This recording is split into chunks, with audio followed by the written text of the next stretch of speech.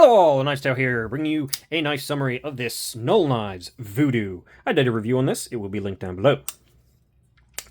Get it out of the way, I love this knife. Just simply do. Simply love this knife. I honestly want another one, but there was a recent drop of them, but I didn't have the extra funds to get it at the time. There was something else that I devoted some of my funds to, and then I was just like, oh man, I missed out.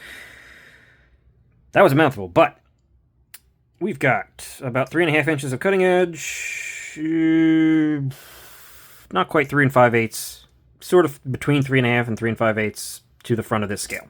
Overall, 8 1/4, give or take. This is a premium knife in, I cannot recollect off the top of my head. I'm pretty sure it's M390. Yes, it is. It's M390. It says it right there. The Null Knives logo is right there. I really want to see them put it up in here. I really wanted to see it up in here. Just leave this part of the bevels clean and sterile. That said, that logo is pretty much the only thing on the blade, or it is the only thing on the blade, so and it's not stopping me from loving the knife. I love the design, just the whole elegant aggression thing it's got going on.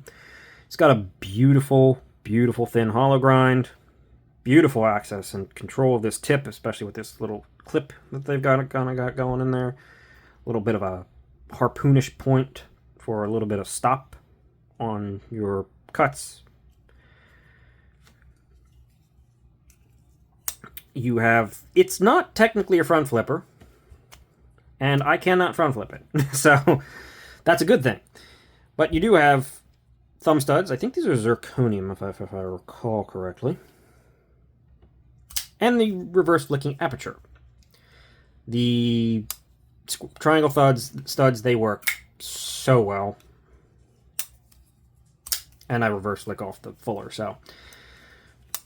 Titanium, in this case, this is carbon fiber. There are some variants of this, and this wasn't the original version I got. I got just the black carbon fiber. I swapped it out for these neon sort of toxic waste carbon fiber.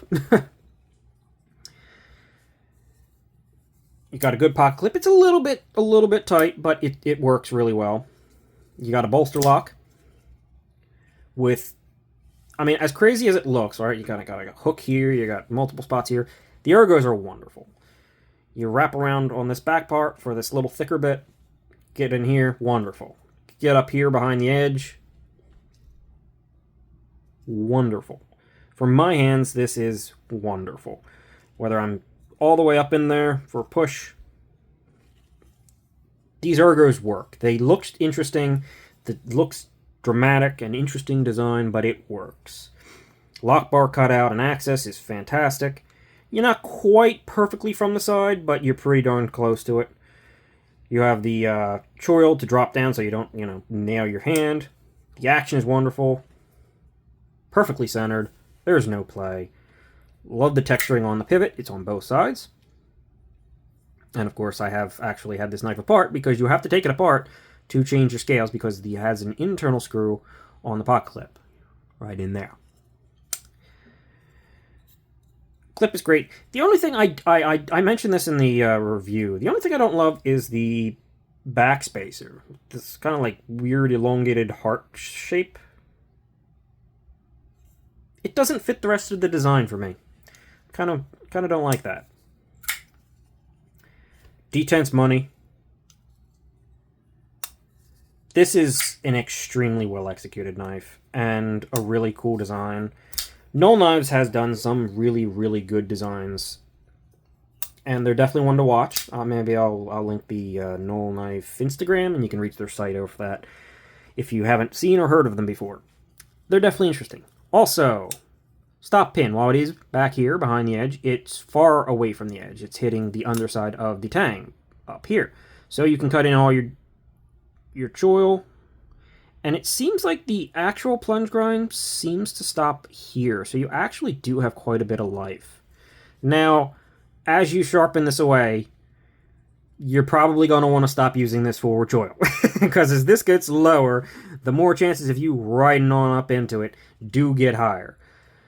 Where it's most comfortable for me is honestly kind of slightly pulled back away from it. So you I'm going to get a little bit more life than someone who is going to be like right up on it. But as you are sharpening, this is going to be less and less useful. But fortunately, this primary grip back here, or even just partially up into it right here, still super comfortable. Overall, there's a ton of details on this thing. You've got beautiful diamond, I guess, kind of diamond, triangle texture pattern on the lock bar insert. You've got some details of lines and that flow from the titanium to the carbon fiber. And even though these are not the original scales that came on this thing, these are really well fit. Like, these exceptionally well fit. The original ones were great too. The whole thing is top notch.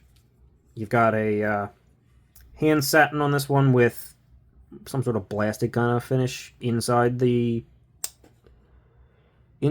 cutout, the fuller. Is that a fuller? Yeah, I guess it would be. And kind of up here on this swedge thing they got going on there. Overall,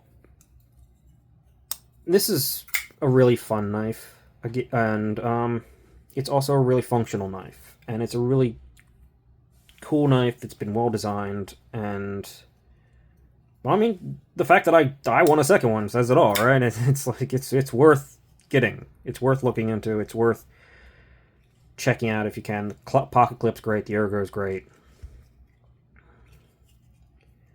I'm very happy with this. I'm not sure there's too much in the way of any real major negatives here, honestly. I guess the fact that you can't maybe use the whole choil for after you've been sharpening for a while, that could be a negative, but again, I'm back here, so who cares? For me.